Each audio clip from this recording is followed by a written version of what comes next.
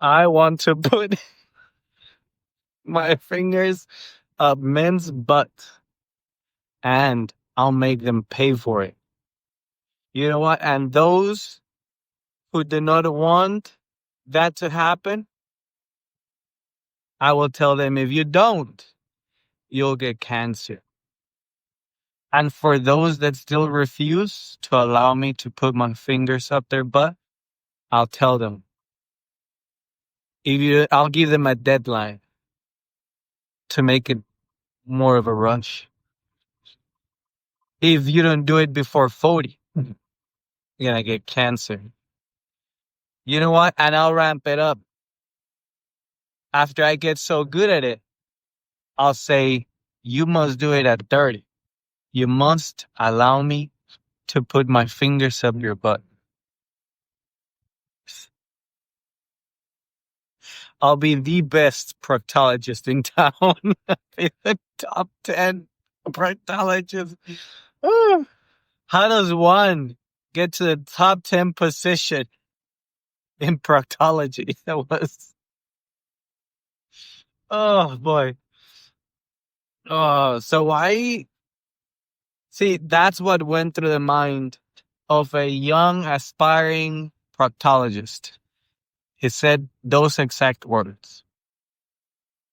He said, I want them to want it, but not really. How does one go into that position? Man, my man only podcast episode. I feel sorry for all of us, but after 40, we must do the unthinkable. And we must refusely ask another man to put a couple fingers up our butt. If we don't, we will die. This is the only way you can convince men to to have somebody put fingers up their ass. You must tell them that you will die if this doesn't happen. It's a very real condition, though. It's truly real and fearsome until you actually have uncomfort in that area and trouble sitting down. You actually go there and do it. Oh, but if you don't and you're perfectly healthy and you just want to check, well, I get a feeling that that's why most men wait until it's actually bleeding to actually go get checked at the proctologist. My question here is, why is that position allow men and not just have only woman position? Because if it was a female doctor, at least it would feel kinky, like you're trying to explore some side of you. But if it's a man, I try to imagine myself going into an office and asking, yeah, I'm here for my proctologist exam, just looking at everybody's face in the eyes, like dead eye, not even blink.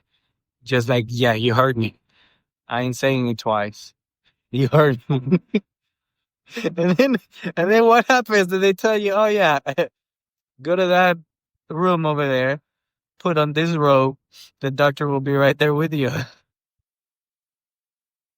And then go in, with those robes that don't cover your butt, and just lean.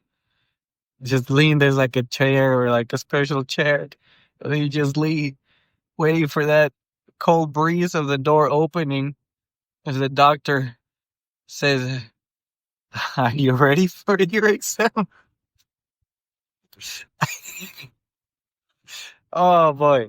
So I was searching for the right word. I knew that it was proctologist, just wanted to make sure that's what it was. And so I just Googled it. And what I came out was like top 10 proctologists of Los Angeles. So I'm like, top 10? How do you get to that position? Like what? How?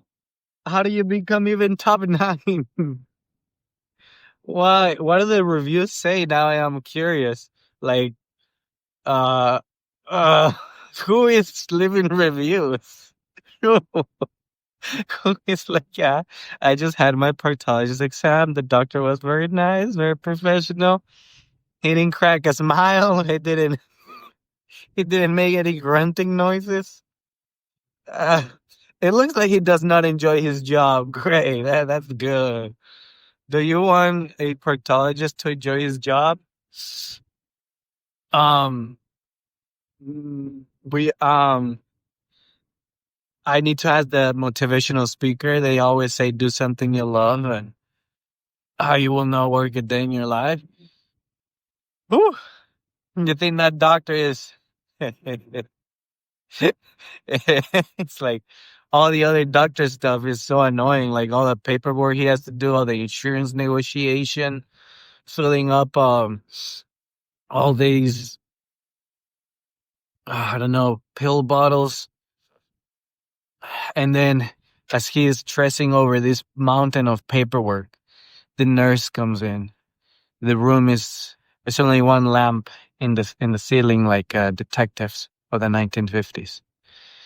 And a nurse comes in smoking a cigar, and she goes, "Patient is waiting for you for a pathologist exam." And the doctor giving the bag to the nurse, but we see his face, half his face, looking at all that paperwork, and he breaks the stress and gives half a smile because we see half his smile. He gives a full smile, and he says, "I'll be right there, nurse." Do you think that's the part I enjoy about work? Oh, the jokes. The jokes that must come from that position. If there's a doctor out there specific of the proctologist, and I'd love to interview that man. I'd love to interview you. I'd love to know what it's like to go through that study, to go through those classes. Like, do the people around you bully you all the time, 24/7, with those jokes? I bet they do. I bet they do. There's no absolute way you come out of that school unscathed. Without, like, every day you have to hear it about putting fingers on people's butts. My other question is it only men butts?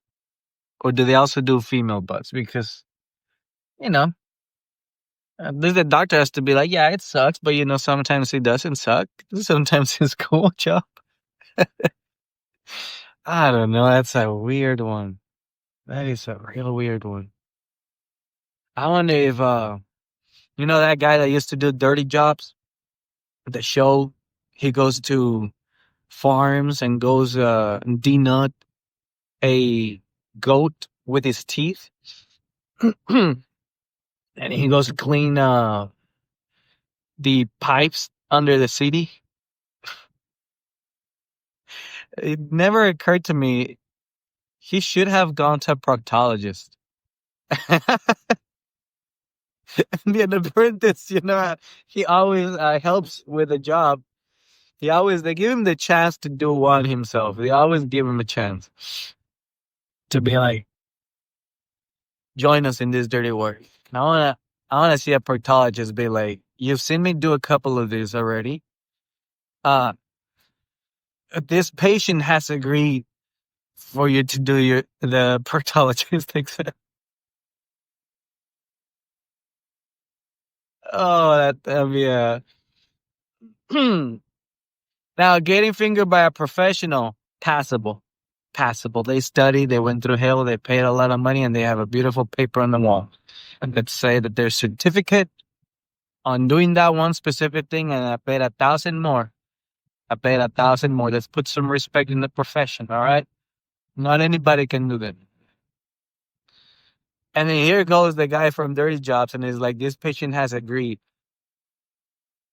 And now you have an unprofessional, uncertified person with the blessings of the real doc to administer the dreadful exam. Now that is a contender for Dirty Jobs. Y'all thought dirty jobs was just, I think, blue collar is what you call it. Uh-uh. There's some office jobs out there that, as prestigious as they can sound, they have some dirt on them too. But I'm still astonished by the idea that you can Google top 10 proctologists around your area. And I'm still uh, astonished as to how they go about it. How. And I'm weirded out, but I got plenty of ideas there, His fingers were the perfect size. I give it 5 stars. The way he delivered the message. You see, I know that my time will come. I know I'm not sure if I'll share it when it comes. But how do you get out of that office? Thinking myself in the position. How do I go out of that room after that and look at all the nurses in the eyes, dead eye, as they ask me for a credit card?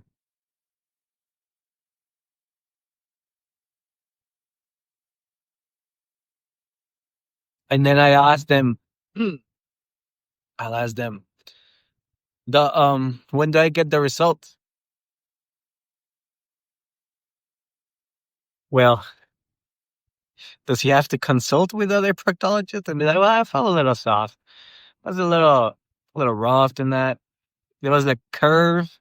My finger kind of had to curl a little bit. It was, I really didn't want it, so I had to put some extra lube in there. Oh my goodness. Um, I'm hoping that I get the results immediately. I'm hoping. And if that is the case, then that's probably one of the fastest analysis in the doctor's world. When you go get some blood exams, they always take a while. There's some suspense. They do the cotton swab and alcohol. They poke it. They get some. Then sometimes they get some more. And you're like, why are they getting more? Whew. They're like, I hit the wrong vein. Let me put it back in. Um, there's a method to like take out the little pressure thing that they wrap around your arm. If they do it wrong, you get a bruise. And finally, when it's all said and done, you still have to wait about a week or couple days for the results. It's not immediate. It's just not. And here comes the proctologist with his golden finger. Sometimes lube. I'm pretty sure it's always lube. Medical grade, all right? Oh. Okay. And I was thinking, was it P. Diddy with the lube? He should advertise his lube to proctologists instead of like, like pill places advertise certain medicines to doctors. So he could advertise his lube. Moving on. His is immediate. Just sticks it in, explores a bit, maybe talks to you while he's doing it. I'm not so sure. I do wonder. I do wonder, and I will keep wondering, my dear audience. I will keep wondering if he actually speaks to you while doing a cavity search. I do wonder if he's like, yeah, it feels a little rough here, and then he just keeps probing. No, well, here, see some soft. See, I bet in doctor school they just tell them, guys, just hold yourselves. Do not speak to the client while you're analyzing. Let's put it in professional words. Your client will, be happy with that.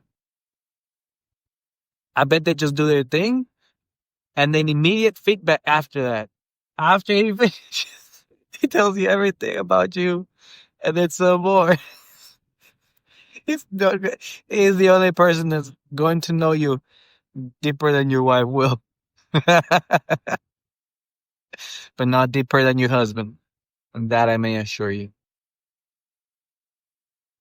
Oh man. Oh man, dear man. What do we have in store for us? I still gotta emphasize, my guys, that the only way that they were able to motivate us to go there on our own will, at our own accord, and pay them on top of that. You're not free. We pay them with our dignity, and then we pay them with our hard cash. The only way they were to convince this is because if we don't go, we will die. We'll get cancer. If you don't let me finger you, mister, you'll get some good cancer.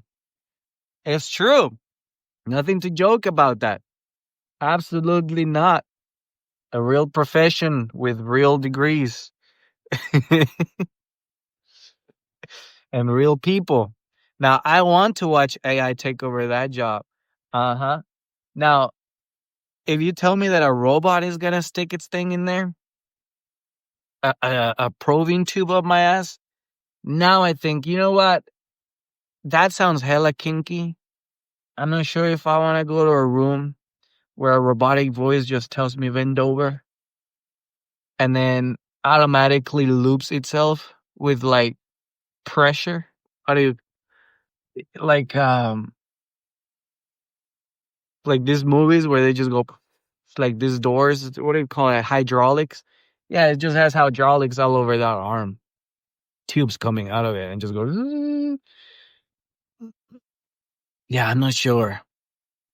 I'm not sure I would trust a robot anymore. I'm not even sure if I would keep my dignity even. I think it would be worse because I know for a fact that robot is recording. I know there's some cameras in that room for somebody to remote control that robot. I know. And even if he's using AI, he's using recordings to, how do they say, train train the algorithm, train the robot. So he's using tons of videos. Like that poor robot has constant replay videos of sticking that tube in there in order to train itself. Imagine if a doctor, a proctologist, was replaying videos in his head all the time just to make his job more trainable. That's a little psycho. But hey, a man gotta do what a man gotta do. So I'm not sure. You think I'm gonna lean on the guy. I prefer a human over a robot recording me. At least I know I won't be in the cloud. And they'll try to say things like, "Oh no, this robot is self-contained. Everything he learns, it has learned here." Uh, and they'll say that to keep me safe. But I look around and be like, "Here, like you telling me that everything he's learned, it's from Austin people." Not sure if that's the robot I want. I'm not sure what he's seen. Austin says keep it weird. I'm not sure it will. Maybe let's get some cloud in there. Let me get some people from different cities. I don't want this robot to administer his Austin technique on me. I bet there's some better techniques out there. Oh boy. Oh boy.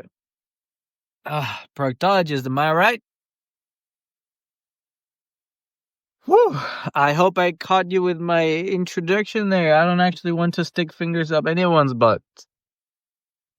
It is not my dream. It is not my passion. But I do find it it's perfect. It's a perfect attention grabber. Uh-huh. And just uh I wonder, I don't think doctors go through medical school thinking that way. I don't know. Maybe there's 1 out of 10 that do, but I think the rest of them are like, I want to be a doctor of some sorts, and they just kind of land in there. Life just does what life does, and it opens doors in certain valleys and alleyways that you didn't expect, but you took them because it was an open door. And at the end of that open door, you'll find an open booty hole. And that's the last door. Thank you very much to listen. Welcome to the Free Idea Podcast. And thank you very much. Have a happy Thanksgiving someday. Sometime soon is coming. Whew, you know who doesn't go to a proctologist? Turkeys.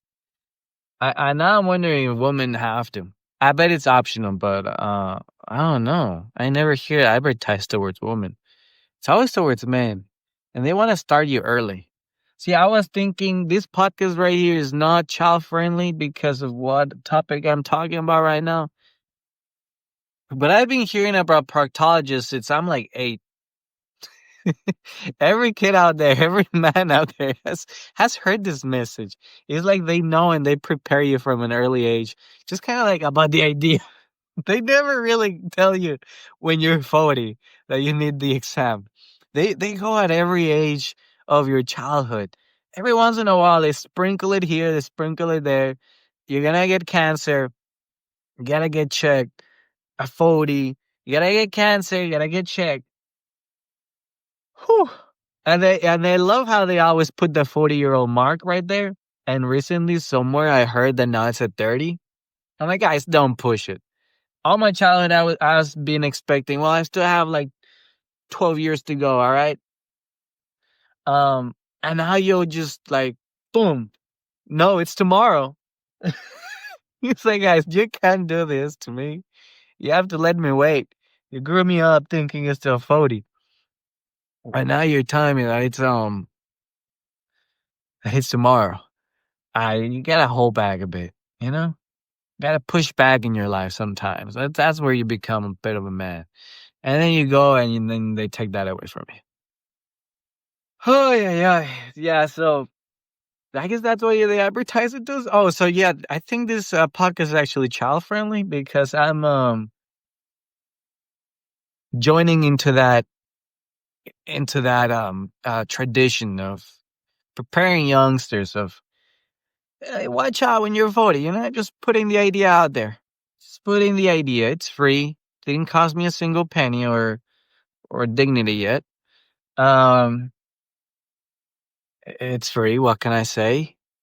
And if you're very young and listening to this, know that you probably have 30 years to get into that situation, and hopefully by then, well, I'm not sure anymore because by then maybe it's gonna be a robot administering.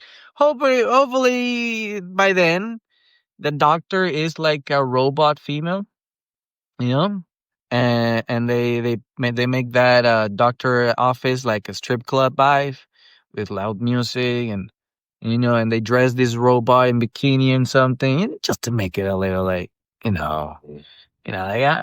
you know what I mean, right? Just keep some dignity. You know what you're there for. Once you get the exam, it's gonna feel a little cold in there because it's a robot. Um, but it's make believe. You actually went there to have a good time. And the bonus is that you get to learn if you have cancer or not. Um, what is the other thing that can be there? It doesn't have to necessarily be cancer, but some inflammation. I forget what they call it, but yeah, just eat your fiber, guys. If you're listening to this at any age, eat your fiber. Don't skip on it. Don't do just meats. Get some plants in there. Carrots and potatoes. Well, not potatoes. Get some plants. Get some celery, lettuce. I know it tastes horrible. I know it's not, processed like our wonderful red 40, but it will save your booty. you know?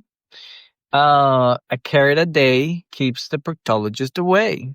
Just think of it that way. Just do your thing, due diligence. I love my fancy words that I just learned. I use them and abuse them. I don't know what else to leave you with, but thank you very much. This was very fun for me to say it. I hope it doesn't get banned or canceled. I mean, if I do get canceled, I'll come back, because it's not about how many times you get down. It's about how many times you get up and go get checked for your proctologist exam. All right, my guys, cancer is not a joke. Although the means to get to cancer can be a joke sometimes. Like if you stare at a microwave too long, I've heard that. We've all heard myths, which I'm not sure if they're real or not. If you have your if you have your phone in your pocket, you're gonna get ball cancer. Oh my god! If you look at a microwave while it's microwaving, you're gonna get eye cancer or something. If you go to the sun, you're gonna get skin cancer. If you eat this donut, you're gonna get some other cancer. Because it's full of, embalming fluid and whatever. It makes it soft.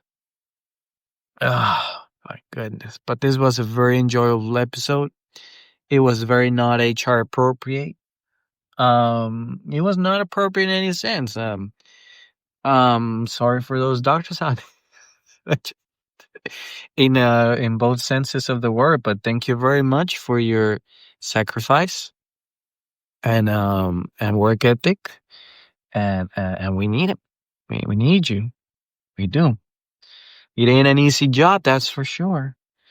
And I hope that people that lean that way are in the right state of mind. Let's just say that. Let's just say that they're in the you know, they arrived at that profession because they need it. Not because they were passionate. I'm just kidding. All right, it's all fun and games here at the Free Idea Podcast. Thank you very much for listening to this. You have a wonderful rest of your day and week, and happy Thanksgiving. It's coming soon.